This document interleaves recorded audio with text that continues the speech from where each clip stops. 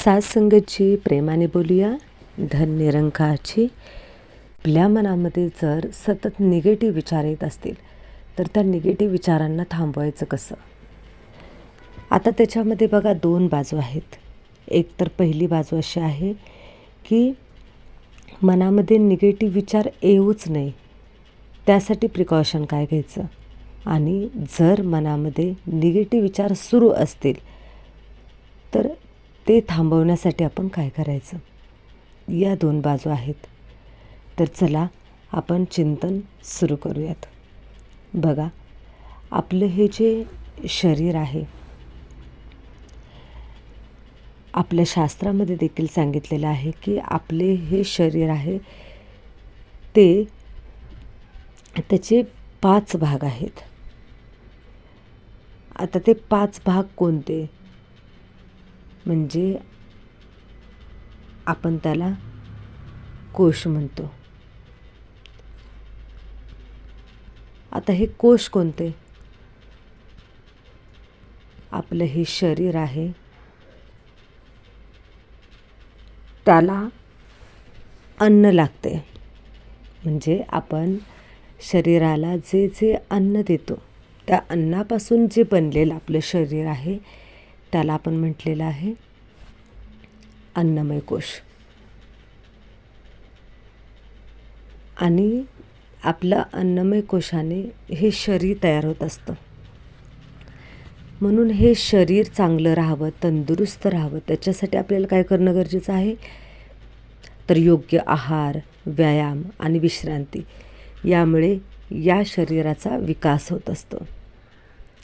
परंतु जेव्हा आध्यात्मिक आपल्याला क्रांती करायची आहे, भक्तीमध्ये पुढे जायचं आहे, तर या गोष्टींचा देखील अभ्यास असणं फार गरजेचं आहे. दुसरा जो आपला कोश आहे तो म्हणजे प्राणमय कोश. त्यालाच आपण म्हणतो प्राणशक्ती. आपण जो श्वासोच्छवास घेतो, ऊर्जा आणि जीवनशक्तीशी संबंधित हा कोश आहे, त्यालाच आपण म्हणतो प्राणमय कोश. हा जो प्राणमय कोश आहे तो आपला चांगला बनतो. कशामुळे बनतो? तर प्राणायाम केल्यामुळे, योग केल्यामुळे आणि शुद्ध जीवनशैली, यामुळे तो संतुलित राहतो. तिसरा जो कोश आहे तो म्हणजे मनोमय कोश. याच्यामध्ये बघा, मन आणि भावनांचा विचार केला जातो. विचार, भावना, इच्छा आणि कल्पनांचे हे जे केंद्र आहे. आता आपण पाहतोय की आपल्या मनामध्ये सतत निगेटिव्ह विचार सुरू असतात. बघा, जो आपले जे शरीर आपण स्वतः बनलेलो आहे ते पंचकोशांनी बनलेलं आहे. त्यामध्ये आपण पहिलं पाहिलं की अन्नमय कोश, दुसरं पाहिलं प्राणमय कोश, आणि आता आपण तिसरं जे पाहतोय ते म्हणजे मनोमय कोश. आता कालच आमचं बघा ते शिक्षकांचं ट्रेनिंग होतं. तर ट्रेनिंगमध्ये सुद्धा मुलांना आपण जेव्हा शिकवत असतो त्यावेळी शिक्षकांना हे माहीत असणं गरजेचं आहे की आपण पंचकोशांनी बनलेलो आहोत. तर हे पंचकोश मुलांचे सुद्धा विकसित करायचे. तर त्याच्यासाठी काय करायचं? तर याचं प्रशिक्षण आम्हाला त्या ठिकाणी दिलं गेलं होतं. म्हणजे आता गव्हर्मेंटसुद्धा या गोष्टींचा विचार करत आहे. तर हे जे बघा मनोमय कोश आहे, मन आणि भावना, विचार, भावना, इच्छा आणि कल्पनांचं केंद्र आहे. सकारात्मक विचार, ध्यान आणि सत्संग, यामुळं काय होतं तर हा मनोमय कोश शुद्ध होत असतो. चौथा जो कोश त्यांनी सांगितलेला आहे तो म्हणजे विज्ञानमय कोश. हा विज्ञानमय कोश आहे तो आहे बुद्धी आणि विवेक यांच्यासाठी आहे. म्हणजेच आपली बुद्धी. आपण म्हणतो बघा की पहिला कोश आपण पाहिला शरीर, दुसरा पाहिला प्राण, तिसरा पाहिला आपण मन, आणि आता आपण चौथा पाहतोय तो म्हणजे बुद्धी आणि विवेक, म्हणजेच बुद्धीच. ज्ञान, आपण आपल्यामध्ये किती ज्ञान निर्माण केले आहे किंवा आपण किती घेतलं आहे, किती समजून घेतलं आहे, निर्णय क्षमता आपली कशी आहे, विवेक आपला काय सांगतो, आपलं आत्मचिंतन काय आहे. स्वाध्याय, चिंतन आणि योग्य मार्गदर्शन यामुळं काय होतं, तर आपला हा कोश विकसित होत असतो. आणि 5वा जो कोश आहे तो म्हणजे आनंदमय कोश.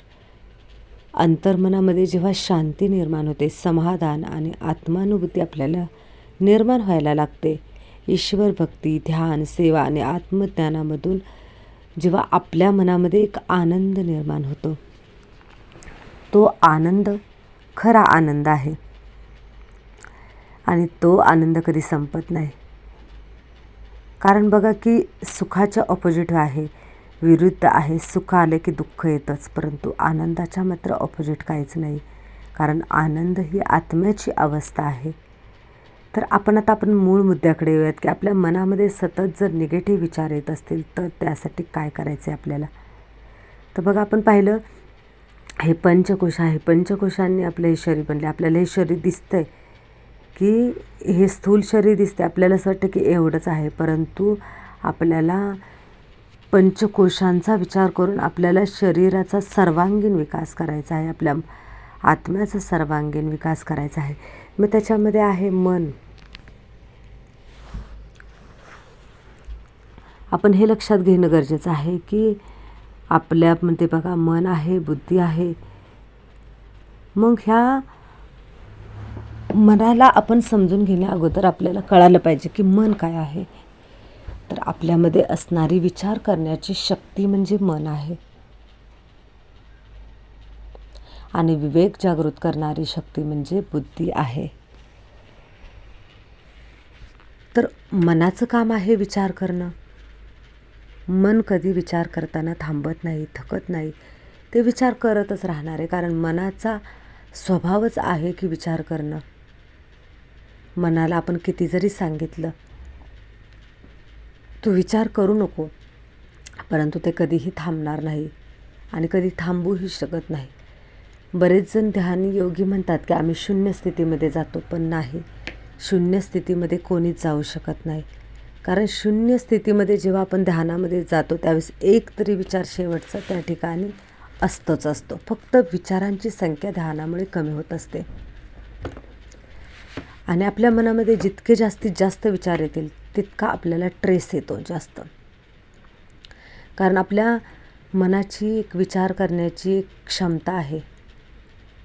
त्याच्यापेक्षा जर जास्त विचार आपल्यामध्ये येत असतील, आपल्या मनामध्ये येत असतील तर आपल्याला ट्रेस येतो.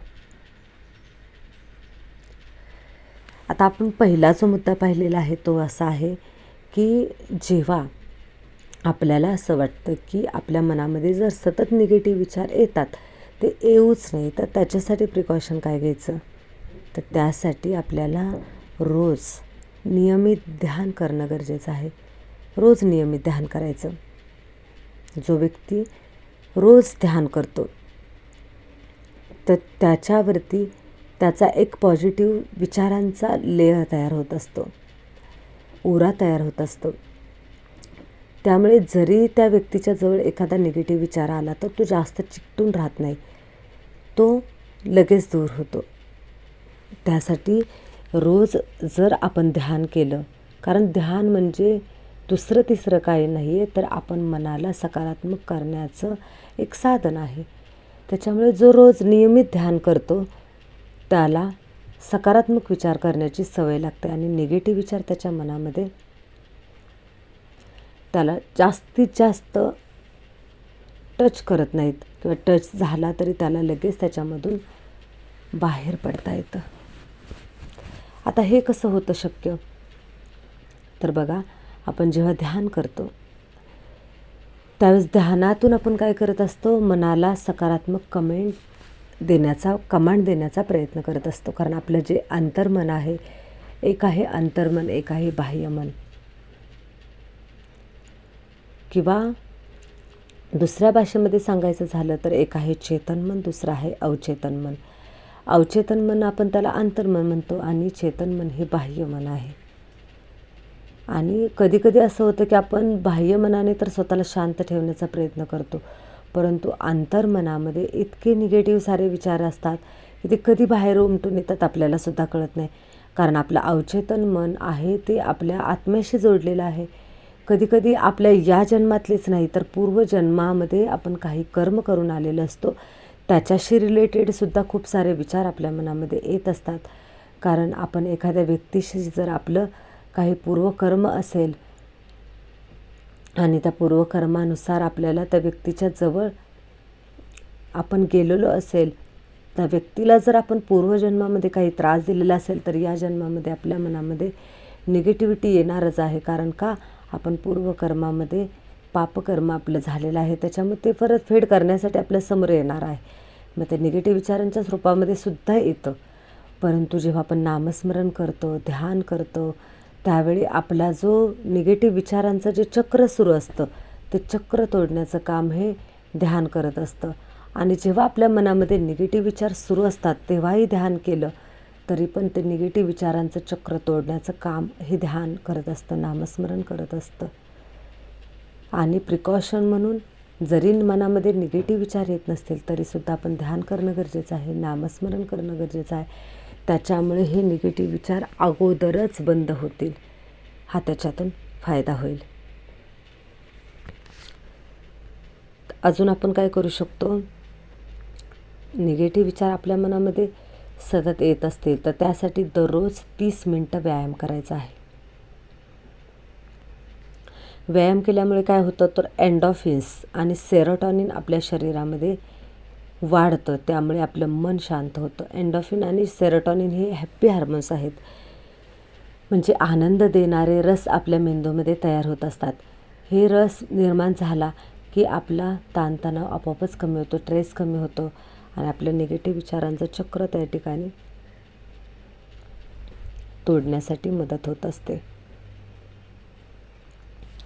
दुसरी जी गोष्ट आहे म्हणजे आपल्याला 6 ते 7 तासांची झोप आपल्या शरीराला आवश्यक आहेच.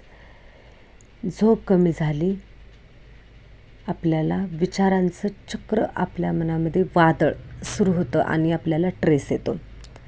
त्याच्यामुळे जेव्हा आपली झोप कमी होते तेव्हा आपल्या कार्टिसोल नावाचा जो निगेटिव्ह मनामध्ये विचार निर्माण करणारा एक हार्मोन्स आहे, ट्रेस निर्माण करणारा जो हार्मोन्स आहे, तो हार्मोन्स आपल्या शरीरामध्ये तयार होत असतो. त्याचा उलट परिणाम काय होतो, जेव्हा आपल्या मनामध्ये ट्रेस निर्माण येतो तेव्हा आपल्याला झोप येत नाही आणि झोप जर नाही झाली तर आपल्याला ट्रेस येतो. त्यासाठी नियमित ध्यान करणं गरजेचं आहे, नियमित वेळेवर झोपणं गरजेचं आहे. तिसरी गोष्ट म्हणजे ध्यान, आपण दीर्घ श्वसन म्हणजे आपण श्वासाचा व्यायाम करू शकतो, श्वसनावरती ध्यान लक्ष केंद्रित करू शकतो आपण. त्याच्यामुळे काय होतं, माइंडफुलनेस, यामुळे आपल्या मेंदूमध्ये बघा की जेव्हा आपल्याला ट्रेस निर्माण होतो त्यावेळेस अमॅगडाला हा जो एक घटक आहे तो वाढत असतो. तर ती वाढला की आपल्याला शरीरामध्ये वेगवेगळे निगेटिव्ह इफेक्ट दिसायला सुरू होतं. म्हणजे काय होतं, रक्तदाब वाढतो, आपल्या शरीरामध्ये ब्लड सर्क्युलेशन फास्ट व्हायला लागतं, शरीरामध्ये असे निगेटिव्ह खूप सारे बदल होतात. त्याच्यामुळे बघा आपण पाहतो की अटॅक येतो. कशामुळे येतो तर जेव्हा राग येतो तेव्हा आपल्या शरीरामध्ये ब्लड सर्क्युलेशन खूप वाढलेलं असतं. कार्टिसोल नावाचा हार्मोन्स जो आहे, जो निगेटिव्ह हार्मोन्स आहे, तो आपल्या शरीरामध्ये वाढलेला असतो. पण तो निगेटिव्ह हार्मोन्स आपला कमी कशामुळे होतो, तो ध्यानाने होतो, नामस्मरणाने होतो आणि नियमित व्यायाम केल्यामुळे होतो. आपण रोज अर्धा तास तरी व्यायाम करणं गरजेचं आहे. त्या व्यायामामुळे आपला स्ट्रेस कमी होतो, निगेटिव्ह हार्मोन्स आपल्या शरीरामधला कमी होतो आणि त्याच्यामुळे आपल्याला छान झोपसुद्धा लागते आणि जे विचार मनामध्ये निगेटिव्ह सुरू होतात ते निगेटिव्ह विचारसुद्धा थांबतात आणि निगेटिव्ह विचार येतसुद्धा नाहीत. सकारात्मक सामाजिक संबंध आणि संवाद, जे आपल्यामध्ये ऑक्सिटोसिन नावाचा हार्मोन्स तयार होतात की जे आनंद देणारा हार्मोन्स आहे, तो आपल्या शरीरामध्ये तयार होतो. म्हणजे आपण इतरांना मदत केली, आपण सगळ्यांशी चांगले संबंध ठेवले तर त्याच्यामुळे ऑक्सिटोसिन नावाचा घटक वाढतो. परंतु जर आपण इतरांशी वादविवाद करत राहिलो, इतरांशी आपण निगेटिव्ह संवाद करत राहिलो तर कार्टिसोल नावाचा जो स्ट्रेस हार्मोन्स आहे तो शरीरामध्ये तयार होत असतो. बघा, एखाद्या व्यक्तीचा आपल्याला राग येतो आणि आपण त्या व्यक्तीशी भांडत राहतो, आपण त्या व्यक्तीबद्दल निगेटिव्ह बोलत राहतो, पण ते निगेटिव्ह बोलत असताना आपण आपलंच नुकसान करत असतो. आपल्या शरीरामध्ये कार्टिसोल आपण वाढवत असतो, त्याच्यामुळे स्ट्रेस वाढतो आणि परिणामी आपल्याला कॅन्सरसारखे आजार किंवा आपल्याला ट्रेस वाढल्यामुळे अटॅकसारखे गोष्टीसुद्धा आता खूप साऱ्या घडायला लागलेल्या आहेत. नियमित आपण सेवा केली, सत्संग केला, प्रार्थना केली, नामस्मरण केलं, तर या ज्या आध्यात्मिक गोष्टी आहे किंवा आपण चांगल्या विचारांचं चिंतन केलं, याच्यामुळे आपलं मन हे खुश राहणार आहे, आनंदी राहणार आहे. त्यामुळे आपोआपच आपल्या शरीरामधला तणाव हा कमी होणार आहे. तर आपल्या शरीरामध्ये तणावाची सुरुवात बहुतेक वेळा विचारांमुळेच होते आणि ती सुद्धा जास्तीत जास्त निगेटिव्ह विचारांमुळे होते. त्यामुळे आपले विचार हे मेंदूतील तणाव प्रणाली सक्रिय करतात, हार्मोन्स बदलतात आणि त्याचा परिणाम संपूर्ण शरीरावर होतो. त्यामुळे विचारांचं योग्य व्यवस्थापन होणं गरजेचं आहे. आपली जीवनशैली निरोगी असावी. आपला जर आहार जरी चुकीचा असेल तरी त्याच्यामुळे ट्रेस वाढत असतो. आपण जर जास्तीत जास्त नॉनव्हेज खात असेल तर त्याच्यामुळे सुद्धा आपल्या शरीरामध्ये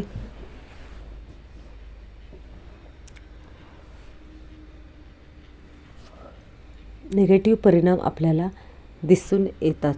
त्याच्यामुळे आपल्याला त्याचा त्रास होऊ शकतो. आणि सगळ्यात महत्त्वाचं हे लक्षात घेणं गरजेचं आहे की आपण निगेटिव्ह विचार जेव्हा आपल्या मनामध्ये सुरू होतो तेव्हा आपलं कसा निर्माण होतो आपण ते थोडक्यात समजून घेऊयात. की जेव्हा आपल्याला तणाव येतो, ट्रेस येतो, तो कसा निर्माण होतो. जेव्हा आपल्याला एखादी गोष्ट धोकादायक, कठीण किंवा अनिश्चित वाटते तेव्हा मेंदूतील अमेगडाला हा भाग त्या परिस्थितीला धोका म्हणून ओळखतो. यानंतर काय होतं, अमेगडाला जो आहे तो हिपोथॅलॅमसला संदेश पाठवतो. हिपोथॅलॅमस काय करतो, शरीराची सिम्पॅथेटिक नर्वस सिस्टम सक्रिय करते. त्यानंतर अधिक वृक्क ग्रंथी म्हणजेच ॲड्रेनल ग्लँड्स ती काय करते, कार्टिसोल हे हार्मोन्स तयार करते की जे आपल्या शरीरामध्ये तणाव निर्माण करतात. त्यामुळे काय होतं, हृदयाचे ठोके वाढतात, रक्तदाब वाढतो, श्वास जलद होतो, स्नायू ताठर होतात आणि आपलं शरीर कसं तयार होतं तर फाईट ऑर फ्लाईट, लढा आणि पळा या अवस्थेमध्ये जातं. त्याच्यामुळे आपल्याकडून काहीतरी निगेटिव्ह गोष्टी घडतात. म्हणजे नकारात्मक विचारांचं चक्र कसं वाढतं. एक नकारात्मक विचार आला की मेंदू त्याकडे जास्त लक्ष देतो. बघा, एक निगेटिव्ह विचार आला, समजा उदाहरणार्थ की मी अपयशी ठरेन, की यानंतर लोक काय म्हणतील, मी जर अपयशी ठरलो तर लोक काय म्हणतील, लोक मला हसतील, माझ्याकडून काहीच होत नाही, माझं भविष्य खराब होईल. अशा प्रकारे एक विचार आले की त्याच्या पाठीमागे खूप सारे निगेटिव्ह विचार यायला सुरुवात होते. यालाच रुमिनेशन म्हणतात. सतत एकाच गोष्टीचा विचार करत राहणे म्हणतात. संशोधनात असं दिसून आलं आहे की माणसाच्या मनात दररोज अंदाजे 50,000 ते 70,000 विचार येऊ शकतात. परंतु जेव्हा माणसाला ट्रेस येतो, तणाव येतो, त्यावेळेस हे 70,000पेक्षा विचार त्याचे वाढलेले असतात. त्यामुळे त्याला ट्रेस येतो. तणावामुळे शरीरामध्ये जे निगेटिव्ह इफेक्ट होतात, तर मेंदूमध्ये बघा, मेंदूमध्ये निगेटिव्ह इफेक्ट होतो की लक्ष केंद्रित करण्यास अडचण होते. म्हणजे जेव्हा आपण नामस्मरण करायला बसतो, जर आपल्याला तणाव आलेला असेल तर आपण त्याच्यामध्ये एकाग्रता नाही करू शकत.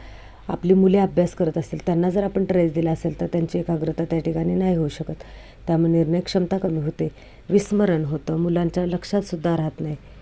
हृदयावरती काय होतो परिणाम, तर रक्तदाब वाढतो, हृदयाचे ठोके वाढतात, दीर्घकाळात हृदयविकाराचा किंवा हृदयरोगाचा धोका संभवतो, म्हणजे हार्ट अटॅक येण्याची शक्यता वाढते.